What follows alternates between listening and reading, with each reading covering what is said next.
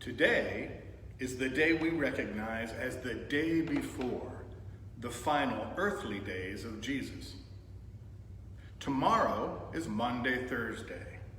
The following day is Good Friday. And 3 days later, we celebrate Easter. But today is the day before all of that begins. Sometimes that day before is filled with so much anticipation you can hardly stand it. Think of a child on the day before Christmas. Sometimes that day is filled with dread. Think of a prisoner on death row. For the Jewish people, this was the day before Passover. It was neither exuberant, like we now feel before Christmas, nor fearful, like awaiting a death sentence.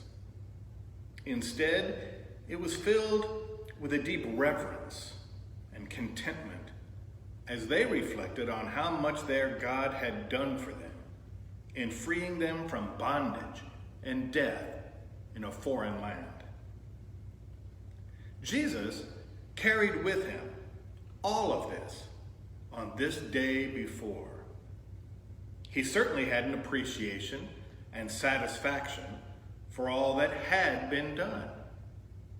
And he carried with him an exuberance about what was yet to be.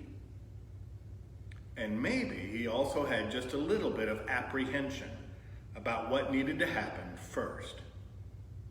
Father, if you are willing, take this cup from me, yet not my will, but yours be done. We also face the dread of one more day of quarantine and possible sickness. We also face the hope of an end to this current pandemic. How does the author of the letter to the Hebrews address this uncertainty that we carry with us from day to day? Hebrews chapter 12, I'll be reading verses 1 through 3. He says, "Therefore, since we are surrounded by so great a cloud of witnesses, let us also lay aside every weight and the sin that clings so closely, and let us run with perseverance the race that is set before us, looking to Jesus, the pioneer and perfecter of our faith, who for the sake of the joy that was set before him endured the cross, disregarding its shame, and has taken his seat at the right hand of the throne of God.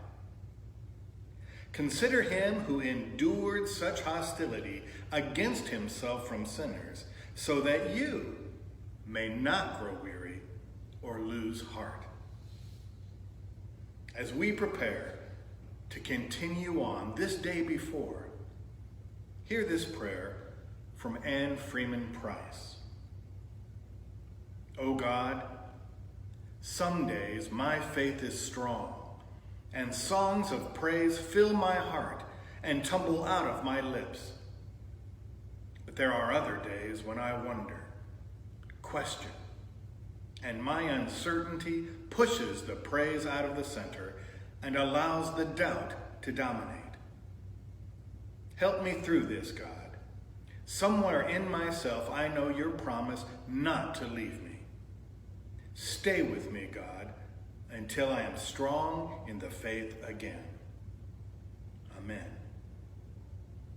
Grace and peace continue to be with you all. Amen.